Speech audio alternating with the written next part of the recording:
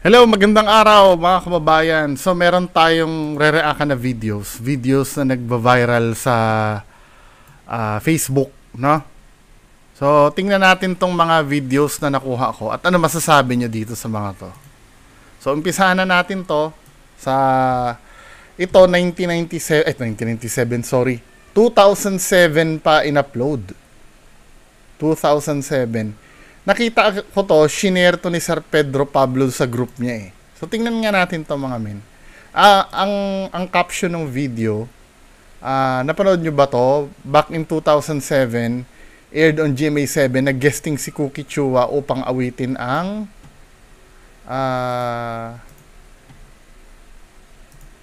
kanta para sa artistang namayapa na. Ngunit may unexpected voice na sumingit sa video. Not once but twice na maririnig sa audio. Tara panoorin natin ang pangyayaring to. Tingnan nga natin. Baka na-curious ako dun men. Ayusin lang natin. Ito yung video na yun mga men. Kung ang lahat ay may katapusan, kung ang lahat ay may katapusan, itong paglalakbay ay makakarating din. Babae ang boses na parang gustong Sino ba to? Kung sasabihin mo kung Sino yun? Audio technician ba siya? Boses na nakisabay sa pag-awit sa taping ng Halloween special na inyong pinapanood ngayon. Sa pag-alay ni Cookie Chua ng awit sa mga namayapa, may sumabay di umano na narinig ng musical director. Ito ba ay isang multo o katang-isip lang ng mga tao? Kayo na ang humusga kung totoo ba ito o hindi. Di mo man silip ang langit,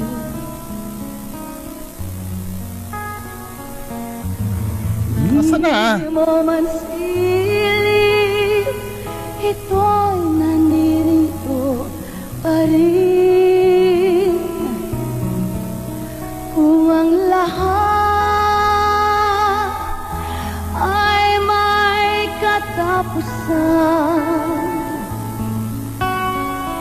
itong Paglalakbay ay makakarating rin sa paroroonan. Nauuna to si... at sa'yo Nauuna pala ako.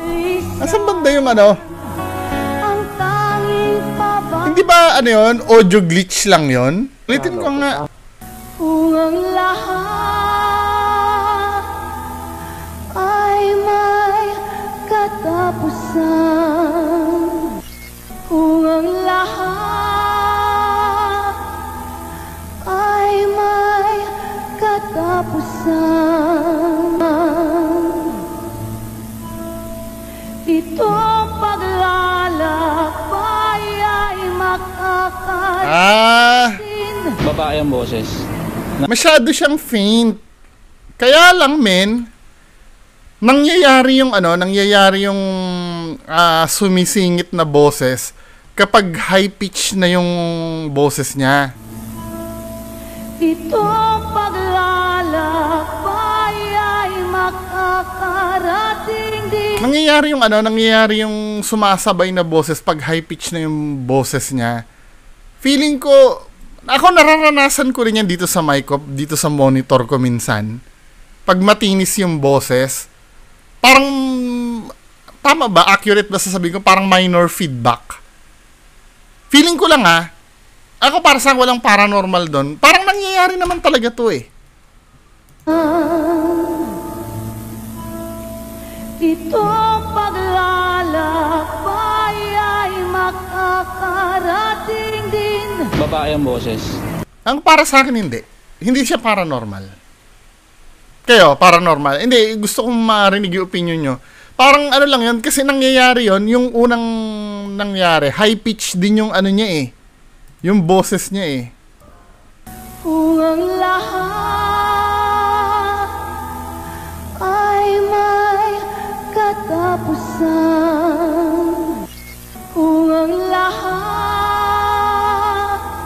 Yun yung una. Then yung pangalawa, ito. Itong paglalakbay ay Ano nangyayari pag high pitch yung minomonitor ko yung level ng ko ng OBS ko eh. Pag nagpipik siya dun sa bandang yon, dun sa red. Kasi ito mga kababayan ko, papakita ko nga sa inyo yung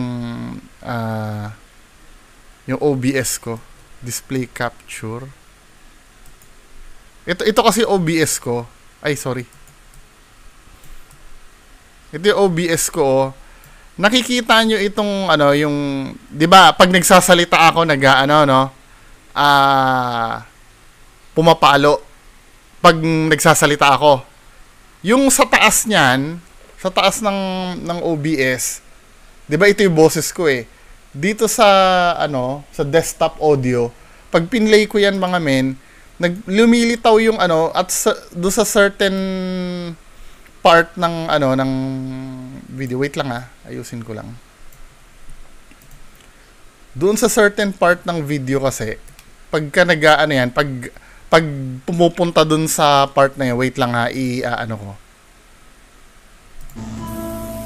Itong paglalakbay ay Diba? makakarating din. Pagka sumasagad yung red dito, ibig sabihin mataas kasi ang pitch nun. Sa akin parang minor feedback lang. Hindi naman siya paranormal. Para sa akin I don't know sa inyo kung i-consider nyo na paranormal yun. Pero para sa akin parang minor feedback lang. O lipat tayo sa susunod na video. Itong video naman na to, first time ko napanood to sa Nooks Top 5. Ito yung about sa nursing student na nagde-demo mag-ayos ng kama. So panoorin natin to mga men. Dahil sa online class setup, maraming mga video project na pinapapasa ang mga professor. Pero itong nursing student sa isang demo video niya, parang may ibang nag-demo. I am Mary Therese Espagay from BSN 1A. Ito ang YouTube channel ni Therese, first year nursing student sa Tacloban. Ginagamit ko po yung YouTube channel ko to pass my return demonstration videos. Pangpasa lang ng requirements sa school, pero sa isang video na shoot niya, may cameo. Ano ito?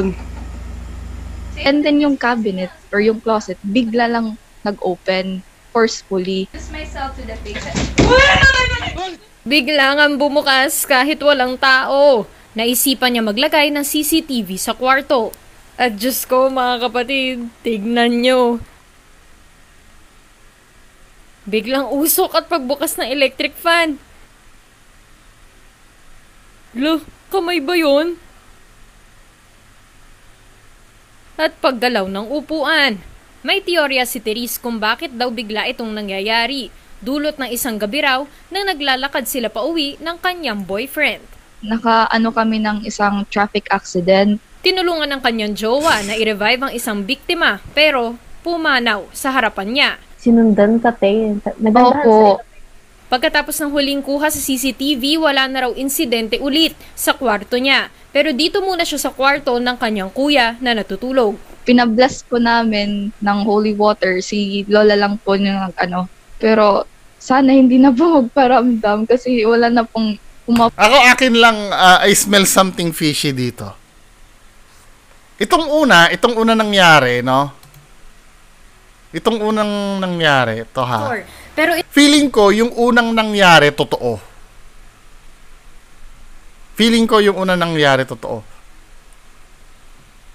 Sinubmit nila ito sa Nooks, di ba? Sa Nooks Top 5. itong nursing student sa isang demo video, Mga panoorin nyo. parang may ibang nag-demo. I am Mary Therese Espagay from BSN 1A. Ito ang YouTube channel ni Therese, first year nursing student sa Tacloban. Ginagamit ko po yung YouTube channel ko to pass my return demonstration videos. Pangpasa lang ng requirements sa school pero sa isang video na shoot niya, may cameo. Tama ha? Ay hindi, mukhang setup din tong isa. Feeling ko setup lang to.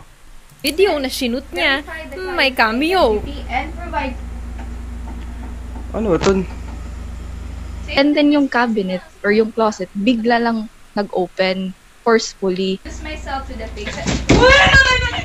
Bigla nga bumukas kahit walang tao. Bumukas ba talaga yung cabinet? Niya maglagay. Tingnan ko nga sa Noox to. Sa Noox Top 5. Wait lang sa search ko lang sa Noox Top 5 yung mismong video na sinubmit niya. Hello, ito na yung nakita kong ito yung nakita kong video sa sa YouTube kay Noox. So ito yung video na yon mga men panoorin natin to. May something fishy talaga dito sa video na to eh. At the home of Mary Therese Pagay. Verify the client's identity and provide... Ano ito? Sige pa. Sige na. O, tara. 1, 2, 3, go. Now that I have introduced myself to the patient... Together with her brother, Mary was recording a nursing instructional video as part of her education when suddenly the two got the scare of a lifetime. Since the horrifying events, Mary... So, yun yung nangyari. I mean, na-feature na pala siya twice sa Noox. Parang feeling ko, nung nag-success sila, may gumalaw eh. Di ba may gumalaw, no? I have introduced myself to the patient. Di ba? May gumalaw. Ito, lagi ko nakikita dun sa video, yung mga gumagalaw, hindi natin alam kung saan nanggagaling lahat. Yung galaw. Then, nung naging successful sila sa Noox, gumawa uli sila ng video. Together with her brother, Mary was recording a nursing time. Since the horrifying events, Mary has been unable to sleep inside her own room. But after the overwhelming support of Noox Top 5 viewers, she decided to set up a night vision CCTV camera to record in... Dito na ako nagduda. Pumangalawa ka pa eh. Okay na ate, pumangalawa ka pa. Dito nagkaroon ng problema. 'Di ba? Hindi ko sinasabi, ito ko lang to, theory ko lang to bilang skeptic. Ngayon, itong pangalawang video, halatang-halata na to. Hindi, maaring yung unang video, hindi naman natin nakita kung paano talaga bumukas or kung paano talaga umano eh. Kung paano siya bumukas or kung paano siya gumalaw yung cabinet. Hindi naman natin nakita kung paano eh. Basta nagkagulo lang sila eh. Sige, bibigyan ko ng benefit of the doubt nung una. Bibigyan ko ng benefit of the doubt nung una na baka nga naman nagkataon talaga. Pero hindi pa rin paranormal. Baka malay mo may bumigay man lang do sa cabinet or something. Diba? Na nagulat sila. Sige, bigyan natin. Pero nung pumangalawa na, dito na ako nagduda, men. CCTV sa kwarto. At Diyos ko, mga kapatid, tignan nyo. 'Di ba? Yung usok na yan ha. Tandaan nyo, yung mga pangyayari dito, yung source nito, hindi natin alam kung saan nanggagaling lahat. Hindi pinapakita sa camera. Yung usok na yan from somewhere yan na na hindi natin nakikita eh. Galing sa hindi natin nakikita. Tignan nyo. Biglang usok at pagbukas ng electric fan. Kamay ba yun? At paggalaw ng upuan. May teorya si Therese kung bakit daw bigla itong nangyayari.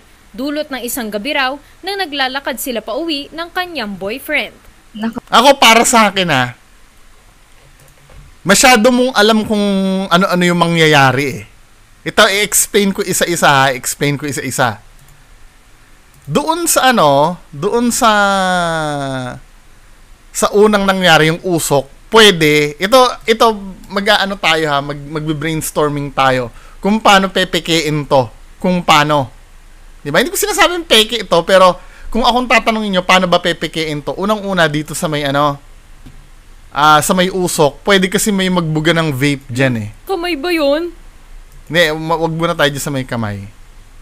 Biglang usok at Tsaka yung yung narration niya, parang sinasadya niya na eh. At Diyos ko, mga kapatid, tignan nyo. 'Di ba? So ito yung una nangyari. Yung usok, hindi natin alam kung saan nanggagaling. Pwedeng vape, pwede yung anong tawag doon? Yung air purifier, pwede yon, 'di ba? Next. Biglang usok at pagbukas ng electric fan. Yung bumukas ang electric fan, pwedeng may extension cord yan at saka lang isasaksak. Pwede. Diba? Lo, kamay ba yun? Wait. Ba't may cut? Lo, kamay. Biglang usok at pagbukas ng electric fan. Lo, kamay ba yun? Bakit nag-move na yung position ng electric fan? Nagsuswing ba yung electric fan nung binuksan? Kamay ba yan? Mukhang nagsuswing naman. Baka namatay electric fan nung nakaharap na dito. Pero tingnan ko yung paa ng electric fan, Ulitin ko. So, ganun yung paa ng electric fan. Ng electric fan. Lo. Nag-move ba yung paa ng electric fan?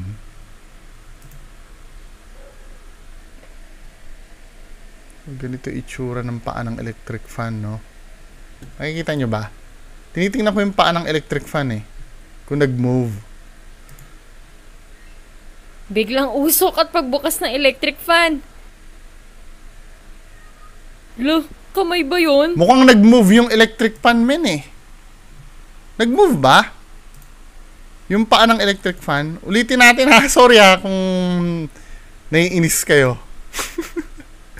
Gusto ko lang ito yung upuan. Then, ito yung paa ng electric fan. Tignan nyo. Biglang usok at pagbukas ng electric fan. Lo. Oo, lumiit yung gap ng ng electric fan. Ibig sabihin, na-move talaga yung electric fan, man. Ganito kahaba yung gap ng electric fan tsaka upuan, ha. Then, doon sa pangalawang cut niya, electric fan. Di ba? Malapit na yung gap, Ibig sabihin, nagalaw to. Then, biglang may lilitaw na kamay. Ngayon, yung kamay na yan, may tao sa loob. Pwede? Kasi gumalaw na yung yung electric fan, Hindi na ito yung original position ng electric fan talaga,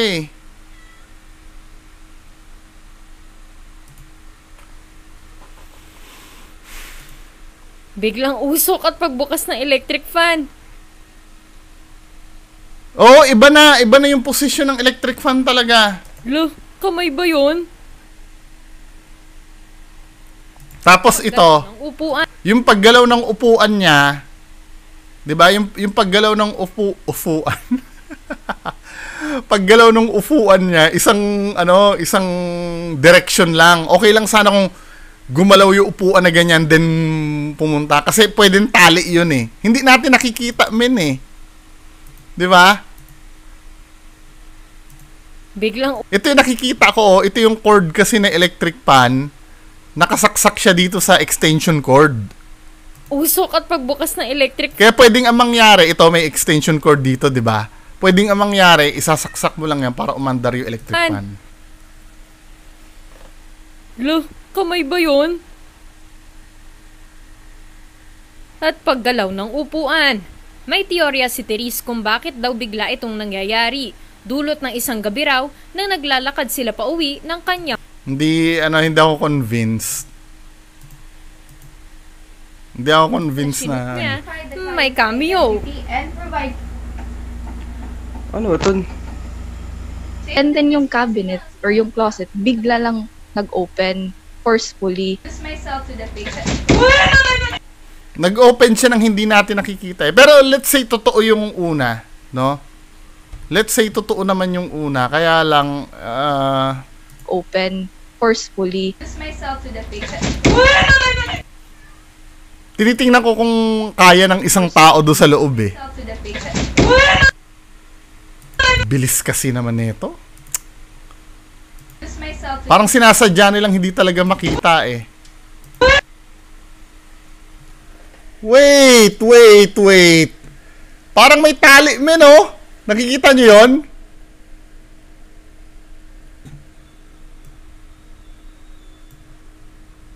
Kita nyo ba? May tali yung ano mo, yung cabinet mo ate, ano ba? Ayan o. Kaya bumukas yan. Ano ba to? Madaya to. Hindi to totoo. Ayan o. May tali siyang ganun o. Kita nyo? I-enhance natin ha.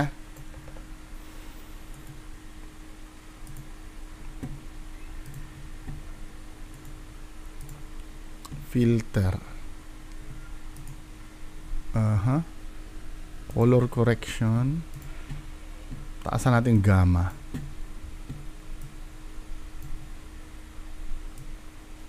May tali. Nakikita nyo ba yung tali? Medyo ano siya eh. Medyo siya... Tingnan mo ho. Kung matatrack down nyo, ito yung pinagbuhulan. Yan o. Pababa yan. Di ba? Pababa yan hanggang dito. Ayun o. Medyo nakikita pa yung tali eh. May tali, men. Debunked!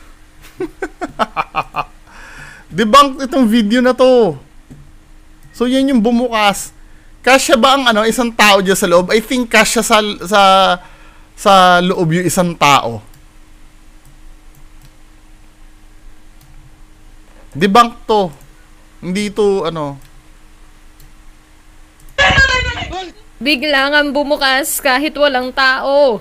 Naisipan niya maglagay may tali. Tapos na naglagay sa kwarto. CCTV. At Diyos ko mga kapatid. Diba? Tignan nyo. Naging successful sila eh. Nung una nilang ginawa yon, natanggap sila sa Nook. Siguro nasarapan.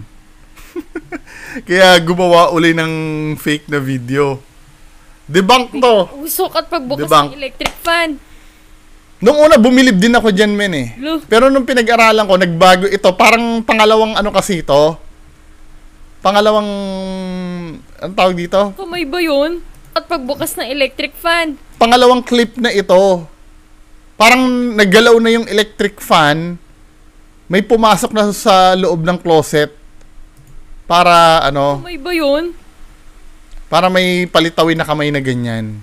Diba? At paggalaw ng upuan. May teorya si Therese kung bakit.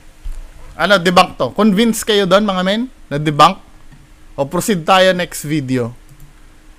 Next video, wag mo na yan. Ito yung pinakahuli eh. Ito yung pinakamaganda eh. Ito naman, saan na ba yun?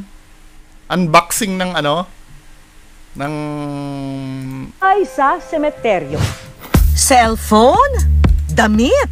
Bags? Ngayon ay samahan niyo lang ako na buksan ang mga ito. Lahat ng araw ng gamit, ina-unbox. Kaya naman ang mga unboxing video, trending at pinupusuan online. Pero ibahin nyo raw ang kapuso nating si Renato dahil sa kanyang mga vlog, ang kanyang ina-unbox. Wow. Ay, naka-plastic. At salamat sa makapanindig balahibo niyang content, kumikita na siya ng nasa mahigit 40,000 pesos. Well, ito yung deserving. Ito yung deserving na talagang vlogger. 'Di ba? Wala siyang kaululan na. Kaya lang ang may isip ko, hindi ba magagalit yung kamag-anak nung ina-unbox niya? 'Di ba? Pero at least, 'di ba, mas maganda na 'to kaysa mameke ka ng video at manloko ka ng tao. 'Di ba? Mas maganda na 'to. Ito na nga at maghahasik na siya ng inspirasyon at good vibe. Mga kapuso, narito po tayo sa sementeryo. Ipakikita namin sa inyo kung anong ginagawa ng isang sepulturero. Narito po ang aming mga gamit, kutsara, gloves, kalaykay, at saka yung mahiwagang maso, at saka sako. On call daw ang grupo ni Mang Renato. At ngayong araw, ang misyon mula sa kanilang kliyente, buksan ang nicho at tanggalin ang mga buto para sa mas maayos at maganda. Ah, ililipat naman pala. Ready na ba kayong mag-unbox ng mga nicho, Mang Renato? Mga kapuso, narito po tayo mag-unbox ng nicho. At tinakpan naman nila. First step, tibagin ang lapida ng nicho gamit ang maso. Cool to ah! Pagkatapos natin butasin, nihilahin natin ang takip ng ataol. Tapos ito po ang salamin. Ito na po. Saka i-unbox ang mga buto.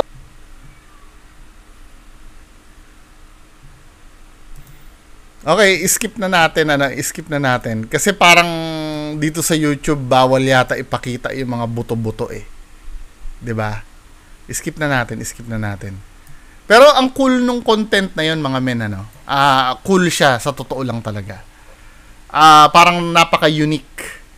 'Di ba? Entertaining pati. Mako-curious kayo, ano kaya itsura nung ano? Next video.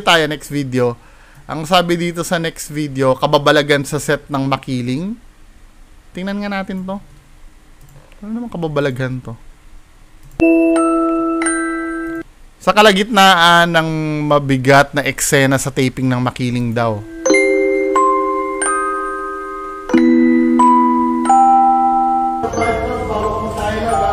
After 5 counts po.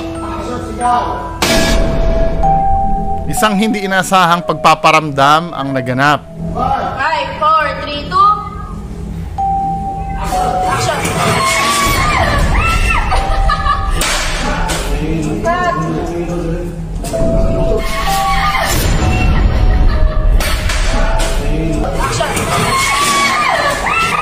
Wala to. Hindi naman paranormal yan eh. Siyempre baka mamaya weak lang yung ano, yung pagkaka-attach ng ilaw at sakto nabagsak nung nagtitaping. Tsaka ito pa yung nakita ko. Ito ba yung main camera? Yung ginagamit ba nila yung main camera?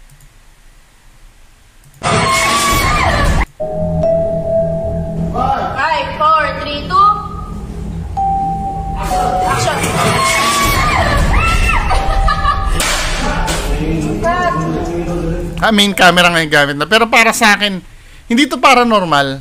Coincidence lang yan na nalaglag yung ano. Hindi, kaya paranormal na ba yun? Napaka-lame naman ito, men. Di ba? Wala, hindi paranormal yun. Bumagsak lang yun dahil weak yung parang dinikit lang kasi yata eh. Di ba? Tingnan nga natin. Ayan oh. Parang weak lang yung pagkakadikit kasi sa ceiling nung light. Wala to.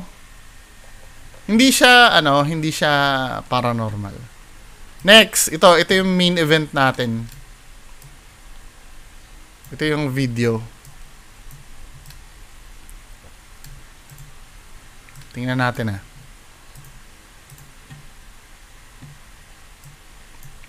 Okay guys, sa mga hindi po naniniwala sa mga kababalaghan, so ito po ang isang evidence na nakuhanan ng CCTV dito sa opisina. So paantabay lang po at makikita ninyo na mayroong dadaang bata papunta po sa motor.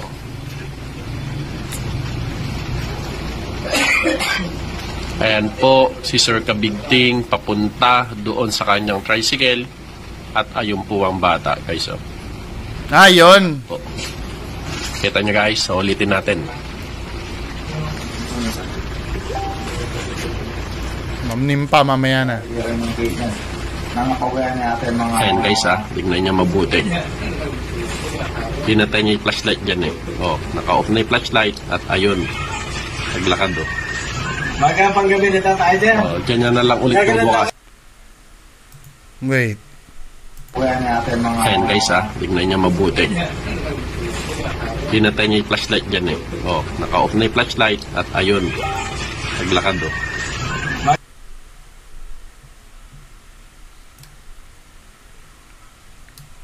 Mamaya na mamnim pa.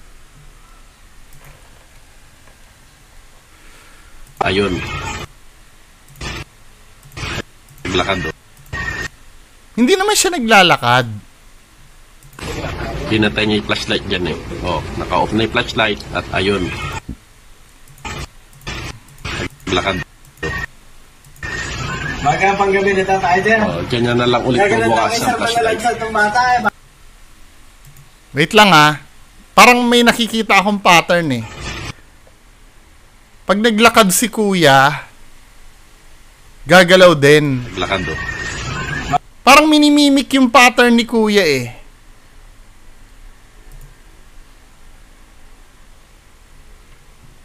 Dyan eh. Naka-off na yung flashlight at ayun. Naglakad Magandang gabi na tayo dyan. Dyan na lang ulit. Di ba may reflection itong damit ni kuya? Kasi kung ano yung paglakad ni kuya, ganun din yung paglakad nung ano eh. Nung bata. Tingnan mo ha. Naka-off na yung flashlight at ayun. Naglakad do. Kung ano yung movement ni kuya, inaano eh, parang may ano sila, may connection silang dalawa eh. Hindi to paranormal feeling ko. Parang nung dumaan si kuya, dumaan din yung parang may certain light ito, may nakaka-apekto siguro tong ilaw na to, no? Itong ilaw na to sa suot ni kuya. Naka-off na yung flashlight. So pag dumaan si kuya doon, 'di ba? Pag tinamaan na siya nitong ilaw na to, nag-appear na to. 'Di ba? Nag-a-appear siya tapos yung pag ano niya, kung ano yung galaw ni kuya, yun din ang ginagalaw ng bata eh. Parang may kinalaman itong ilaw na to sa suot ni kuya. Ulitin mo ha. Ayan guys ha, tignan niya mabuti. Baka ano to, Flashlight. reflection ito ng suot ni kuya. Nung tinamaan siya ng ilaw na to, 'di ba? Kasi dito hindi pa siya natatamaan ng ilaw eh. Dahil itong video na to, night vision to mga men. Remember nyo night vision to. So ibig sabihin, kaya siya nagfa-flashlight, madilim na madilim dyan sa lugar na yan. So nung tatamaan siya ng ano, tatamaan siya ng ilaw, ito, nung tinamaan siya ng ilaw, dahil reflectorize itong suot ni kuya, Flashlight at ayun. oh, 'di ba? Bigla mag-a-appear to ngayon. Kasi kung ano yung movement ni kuya, yun ang ano eh. Movement ng bata eh. Magandang panggabi na tayo dyan. Oh, ganyan na lang ulit bukas ng flashlight. Itong bata eh, papasok daw dito. Lawig ka ganun. Kasi kung dun uli siya magbukas ng flashlight, kasi banda dito, nakikita nyo maliwanag. Hindi, para sa akin yun na explanation ko, sa akin debunk to. Si kuya, reflection ni kuya yon. Ayan o. Oh, naka-off na yung flashlight at ayun. Diba? Reflection ni kuya to, hindi ito paranormal. Para sa akin. Hindi kayo, kung ano explanation nyo sa baba, paki-comment na lang po. Yun lang. Maraming salamat po. Bye-bye.